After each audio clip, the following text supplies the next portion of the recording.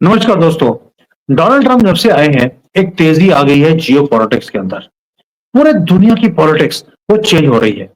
जो लोग पहले बोलते थे कि डॉलर तो गए, डी डॉलराइजेशन बहुत जल्दी होगा, ब्रिक्स की करेंसी आएगी, और कुछ लोग तो भारत से कजान में जाकर वहां पर कवर भी कर रहे थे कि डॉलर गया। आज सब कुछ उल्टा हो गया है।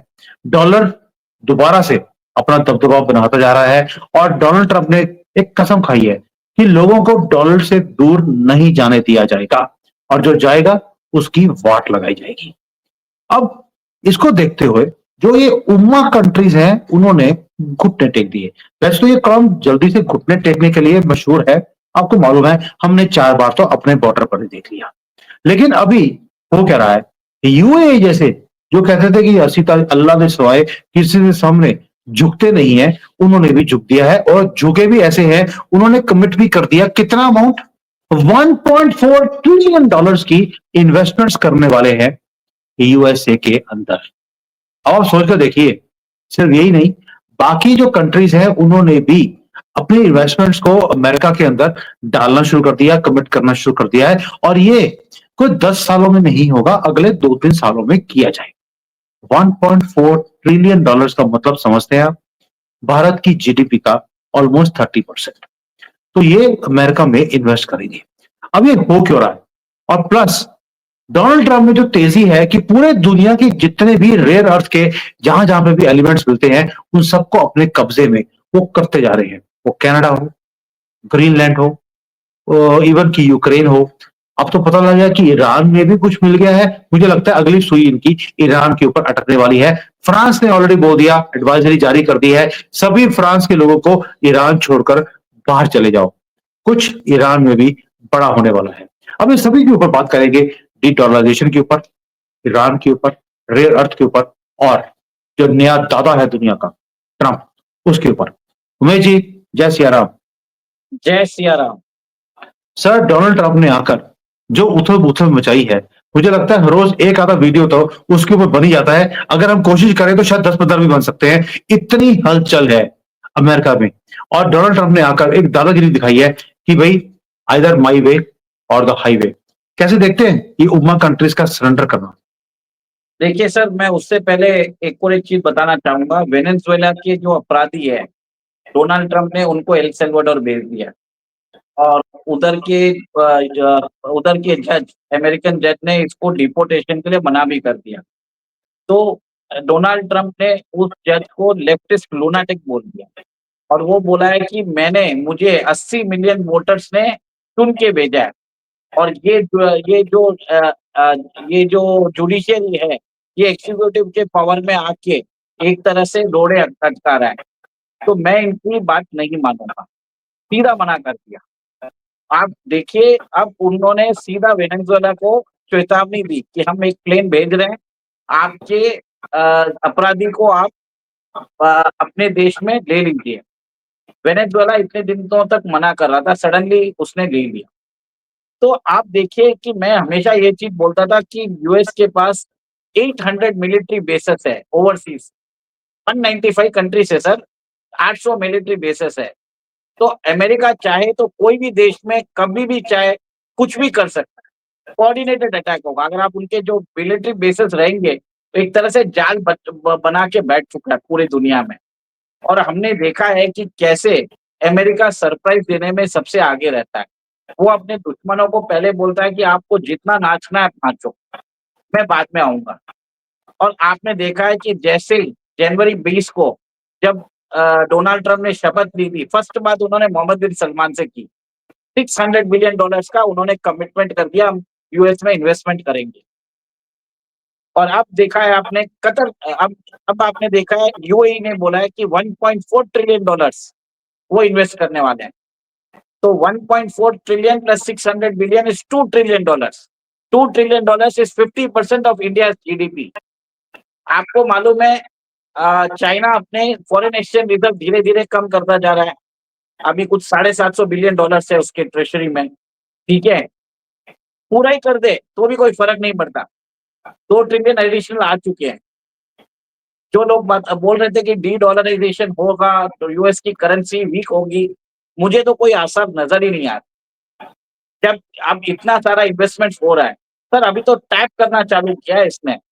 अभी कितनी सारी कंट्रीज है, अभी तो कतर है, सिंगापुर है, ऐसे बहुत सारी कंट्रीज है जिनके सॉवरेन फंड्स को वो टैप कर सकता है और वो करेगा। एक एक टाइम पे एक एक चीज को करेगा। चलिए, जो लोग डी डॉलराइजेशन की बात कर रहे थे, मैं सिर्फ एक ही चीज पूछता हूँ कि आज की डेट में उन्होंने अपनी बैंक को अलाउ भी कर दिया है कि आप स्टेबल कॉइन्स इश्यू करिए। स्टेबल कॉइन्स ज्यादा फ्लक्चुएटिंग नहीं होता है, तो ट्रांजैक्शन के लिए यूज होगा। और आपको जो अगर अपना जो रिजर्व रखना है वो आप बिटकॉइन में रख लीजिए। तो bitcoin will act as a reserve for foreign exchange. मतलब आपने फॉरेन एक्सचेंज रिजर्व डॉलर में रखते हैं, एडिशनली बिटकॉइन में भी रखेंगे। जो बिटकॉइन का पेगिंग जो हो रहा है, it is only being done by dollar. ठीक है, अगर आपको बिटकॉइन खरीदना है तो फर्स्ट यू हैव टू, जैसे इंडियन अगर मैं मुझे भी खरीदना है तो first I have to purchase dollar. Dollar के बाद वो कन्वर्शन होगा। तो मतलब अगर अगर आपको अगर डिजिटल एसेट्स में इन्वेस्ट भी करना है, the path is only to dollar. क्योंकि यूएस ने क्या किया, डिजिटल स्टॉक फाइल रिजर्व भी बना रहे हैं वो, जिसके अंदर एथेरियम है, एक्सआरपी है और भी दो करेंसी है उनकी। ठीक है, और उसके अलावा स्टेबल कॉइन भी बोल रहे हैं। जैसे मैंने बोला कि भारत के अंदर यूपीआई जो गवर्नमेंट कंट्रोल्ड है, आरबीआई के थ्रू एनपीसीआई कंट्रोल करके रखा है, वैसे ही उन्होंने अपने अपने बैंकों को बोल दिया चलो आप अपना स्टेबल कॉइन निकालो डिसेंट्रलाइज फॉर्मेट में। तो मेरे अब आप आपने ये भी देखा होगा कि रशिया ने भी बोल दिया है कि आप उन्होंने भी अपने बैंक्स को अलाउ कर दिया है क्रिप्टो करेंसी में ट्रेड करने के लिए। पर सर, रशिया की इकोनॉमी $2 ट्रिलियन की है, अमेरिकन इकोनॉमी है 30 ट्रिलियन। तो आप सोचिए आप किस करेंसी के थ्रू करना चाहेंगे। अगर आपको इन्वेस्ट करना है, आप रूबल से करेंगे या डॉलर से करेंगे? मैं तो मैं तो डॉलर से करूंगा। तो जो लोग बोलते हैं कि डॉलर खत्म होगा और फिएट करेंसी जाएगी, पहले उनको ये समझना पड़ेगा कि फिएट करेंसी में अगर डॉलर जाएगी तो यॉन भी जाएगा, यूरो भी जाएगा, रूबल भी जाएगा, रुपी भी जाएगा, सबको फर्क पड़ेगा। और जो सबसे ज्यादा स्ट्रांग है उसको सबसे कम फर्क पड़ेगा। तो ऐसा कोई सेंट्रल बैंक्स वर्ल्ड के करेंगे जिसमें उनकी करेंसी को नुकसान हो? मुझे नहीं लगता। ठीक है, यूएस ने क्या किया देखिए, आपको दाद देनी पड़ेगी। नवंबर 5 को जीते थे, जनवरी 20 को उन्होंने शपथ भी ली और उन्होंने फाइनल बिटकॉइन एक्ट भी निकाल दिया, स्ट्रेटेजिक बिटकॉइन रिजर्व भी निकाल दिया और उन्होंने एक जार भी निकाल दिया, और मतलब एक क्रिप्टो जार भी निकाल के रखे हैं। उन्होंने बोल भी दिया कि हम क्रिप्टो के we will become the crypto capital of the world. एक नया इंडस्ट्री निकाल दिया। मैं ये मानता हूँ ये एक तरह से बबल है, it's a start of the bubble. तो यूएस लीड कर रहा है और सब लोग इसके अंदर जा रहे हैं। हमारा जो नेबर है पाकिस्तान, वो भी उसने भी क्रिप्टो को लीगलाइज कर दिया। अब वो बोल रहा है कि हमको अभी चरस गांजा और ये मूर्तियां फेक करेंसी काटने का जरूरत नहीं है, we will do terror financing via crypto. सीधा बात है ना सर, आपको भी मालूम है कि क्रिप्टो के अंदर आपको भी मालूम है कि टेरर फाइनेंसिंग होता है, नारकोटिक्स होता है। वर्ल्ड के अंदर जो शैडो इकोनॉमी है, it is twice the global economy. तो पाकिस्तान भी आ चुका है इसके अंदर। तो कहीं न कहीं आप देखेंगे कि भारत के अंदर भी क्रिप्टो का चयन बढ़ता जा रहा है। आज बहुत सारे लोग अब एयर ड्रॉपिंग कर रहे हैं, नए-नए कॉइन्स एक तरह से माइन करने को बोल रहे हैं। जियो देख लीजिए, वो जियो कॉइन लेके आ रहे हैं। ठीक है, बहुत सारे पाई का बहुत 2-3 साल पहले चला था। तो मेरा ये मानना है कि आगे जाके यूएस का डोमिनेंस बना रहेगा, पर US currency in a present format में नहीं रहेगा, but it will be in some other format. और उसका ट्रांजिशन बहुत ही बेकार होने वाला है, क्योंकि जब ये क्रिप्टो का बस्ट होगा, उस समय यूएस अपने सारे डेब्ट्स उसको खत्म कर देगा। वो हमने लास्ट वीडियो में समझा भी दिया था। और आपको ये भी मालूम है कि यूएस को करेंसी छापने के लिए, $100 बिल छापने के लिए उसको 13 सेंट लगते हैं सर।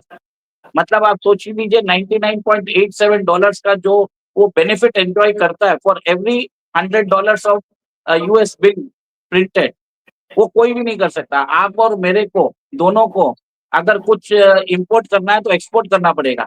अमेरिका को सिर्फ करेंसी प्रिंट करने की जरूरत है। अब देखिए वो क्या कर रहा है। आपने जैसे बताया कॉन्गो में बोल दिया उसने कि हम आपके $20 ट्रिलियन के रिजर्व्स आपको, कॉन्गो गवर्नमेंट ने खुद आगे आके बोल दिया है कि आप सिविल वॉर बंद कराइए, चाइना को उधर से हटाइए, हमारे रिजर्व आपके हुए। और आपको मालूम है कि कैसे अफगानिस्तान में कल हमने बात की थी कि वहां पे भी वो रिसोर्स के लिए वो आ रहे हैं। तो कहीं ना कहीं आप ये देखिए, यूएस अपने जहां पे भी आपने अभी बताया था कि ईरान के अंदर 7,000 टन ऑफ एंटी मनी मिला है, तो कहीं ना कहीं डोनाल्ड ट्रंप उधर भी पहुंच जाएंगे, जहां भी रेयर अर्थ मिनरल मिलेगा वहां पे पहुंच जाएंगे। और अभी नया एक्ट यूएस में आया है जिसमें उन्होंने बोला है कि रेयर अर्थ मिनरल्स की जो रिफाइनिंग होगी वो फेडरल रैंक पे होगी, पेंटागन करने वाला है। तो इससे क्या होगा, US is backing its currency with rare earth minerals as well. Refining भी होगा, प्रोसेसिंग भी होगा, ओनरशिप तो ऑलरेडी वो ले लेगा, कनाडा को ले ही देने वाला है, उसने तो डिक्लेयर ही कर दिया 51% हो गया मेरा। ग्रीनलैंड को बोल दिया मैं परचेस करने वाला हूँ, यूक्रेन को बोल दिया कि आपका 50% मेरा है, और कॉन्गो में वो चालू हो गया, कल अफगानिस्तान में चालू हो गया, ईरान में एंटी मनी मिला उधर भी चालू हो जाएगा। तो एक तरह से जो डोनाल्ड ट्रंप है, he is a rare earth minerals consumer. जहां भी उसको रेयर अर्थ मिनरल्स मिला, डोनाल्ड ट्रंप पहुंच जाएगा उधर। अभी तो उसने लैटिन अमेरिका पे ध्यान नहीं दिया है, मेरे ख्याल से जल्दी जल्दी वो ब्राजील, बोलिविया, चिली, अर्जेंटीना उधर भी ध्यान दे देगा। तो सर इंटरेस्टिंग टाइम होने वाला है कि ऐसी एक करेंसी जिसको वो प्रिंट कर सकता है, and it can be backed by the rare earth minerals controlled by America with American overseas military of 800 military bases with all the firepower। आप अमेरिकन एक्सेप्शनलिज्म देखोगे, अमेरिकन हीजेमनी देखोगे, और American hegemony will be used to protect the dollar. ये मैं हम्म। बात हमेशा लोगों को बोलता हूँ, और इसी तरीके से होगा। अगर आप नहीं माने तो डोनाल्ड ट्रंप को मालूम है क्या करना है। कुछ लोगों को याद नहीं है 2018 में, 19 में उन्होंने mother of all bomb MOAB उन्होंने अफगानिस्तान में टेस्ट किया था, और ऐसा था कि धरती काम गई थी। तो Donald Trump believes in giving issuing threats. उनका कोई भी काम होता है थ्रेट से हो जाता है, उनको वॉर स्टार्ट करने की जरूरत नहीं होती। तो आप देखिए कि एक बार जेलेंस्की को लात मारने के बाद वो जेलेंस्की वापस आके उनके पैर पड़ रहा है। मैं मदुरो जो पहले मना करता था वो भी सडनली मान रहा है। तो ये सब होता है सर। डोनाल्ड ट्रंप को मालूम है कि काम कैसे करवाना, through coercion, to diplomatic levers. तो सब कुछ होगा सर, मैं यही बोल रहा हूँ। आप कितना सर भी बात कर लीजिए, अमेरिकन इकोनॉमी 30 ट्रिलियन है, रेसिप्रोकल टैरिफ आ ही रहा है 2 तारीख से। That will be another way to get his work done in the way he wants. Sir rare earth तो हमारे JNK भी मिला है, और पाकिस्तान के जो पाकिस्तान ऑक्युपाइड कश्मीर है वहां भी मिला है। तो क्या डोनाल्ड ट्रंप वहां पर भी आके उसका क्लेम कर लेगा कि ये एरिया मेरा हो गया, बाहर निकलो सारे और मैं अपना सीधा कर दूंगा?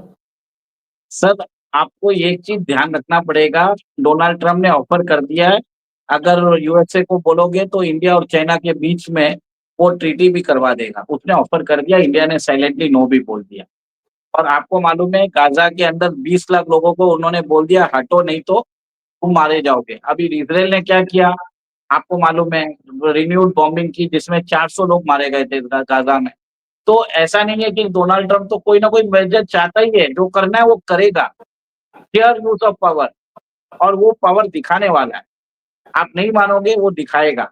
यमन में क्या किया आपको मालूम है, सीरिया में क्या किया आपको मालूम है। तो वहां पे तो सर उसका American display of weapons weaponry चल ही रहा है ना। और अमेरिका की इतनी बड़ी जो फ्लीट है, उतना बड़ा डिफेंस बजट है, सर उसको आगे भी तो मैनेज करना है। क्या अमेरिका अपना पावर ऐसे ही जाने देगा? चाइना ने चिप्स बना ली तो अमेरिका चुप बैठा रहेगा?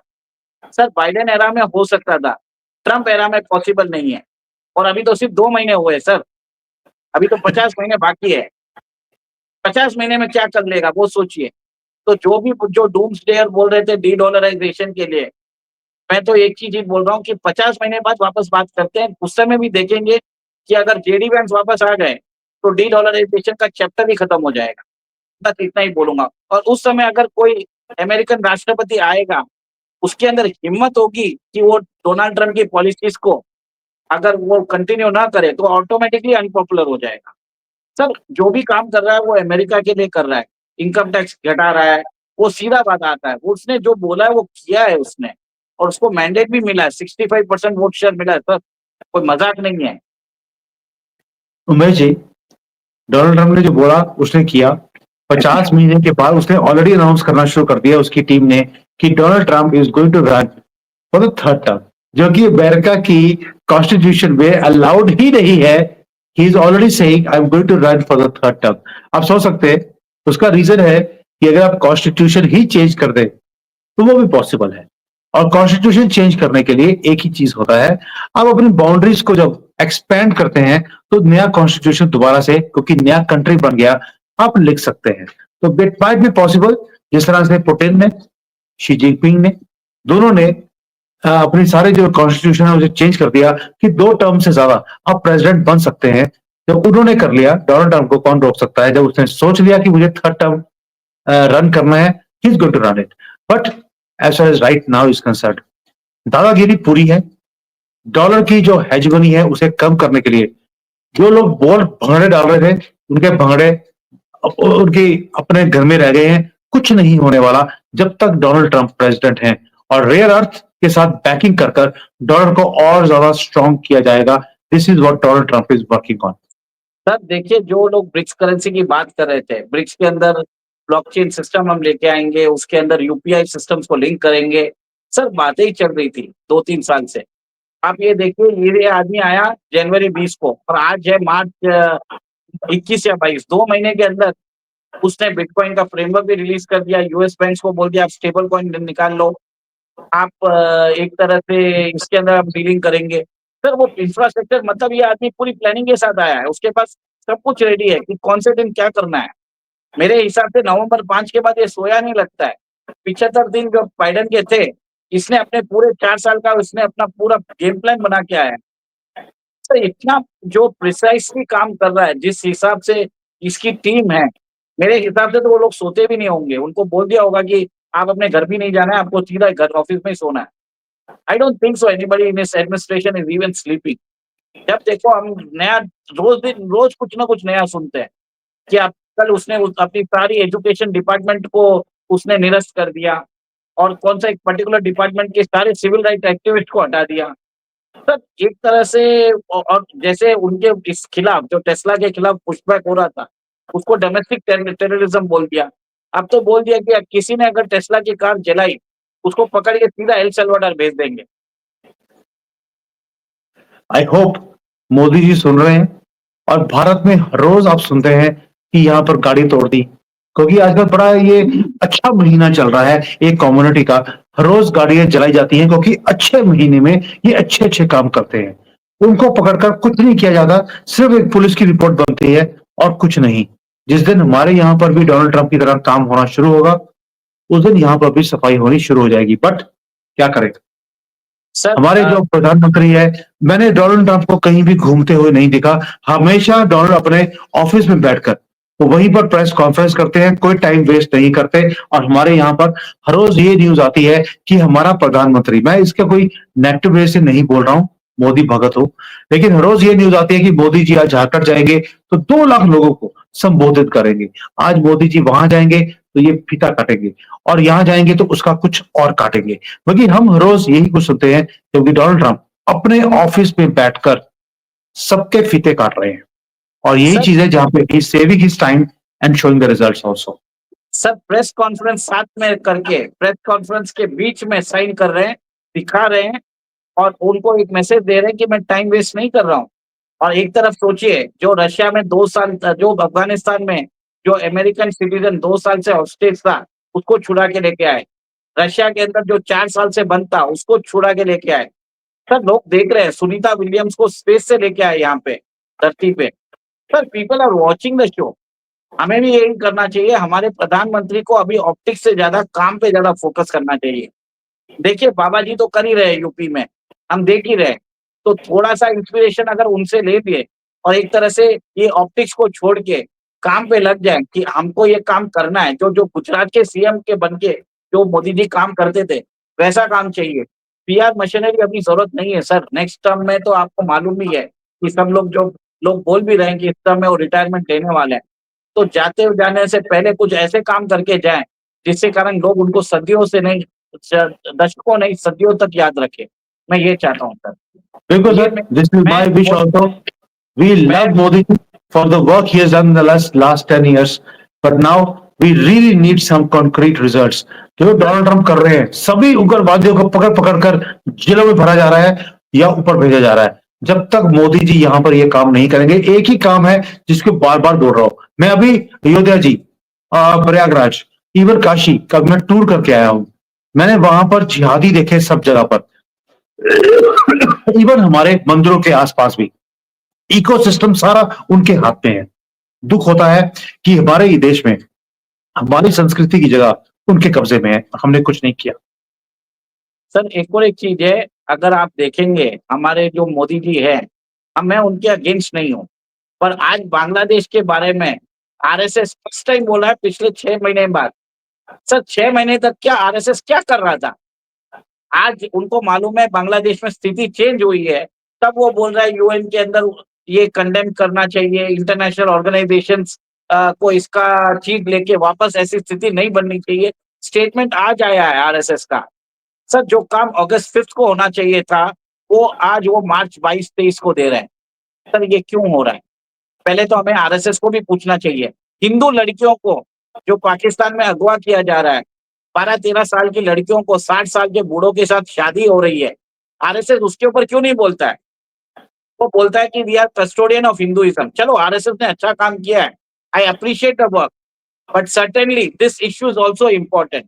और मेरा मानना है कि we should ask the right questions.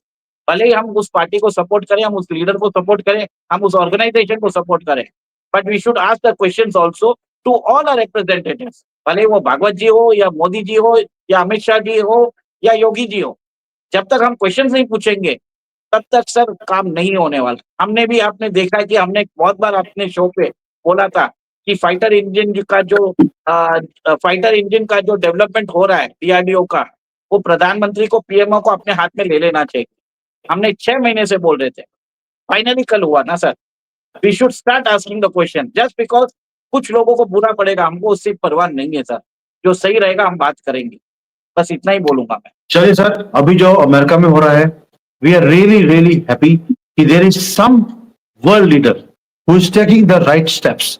वो ठीक है, उसकी हेजेमनी है, वो सारी दुनिया को अपने कब्जे में करना चाहता है अपनी कंट्री के लिए। He is doing everything which is required.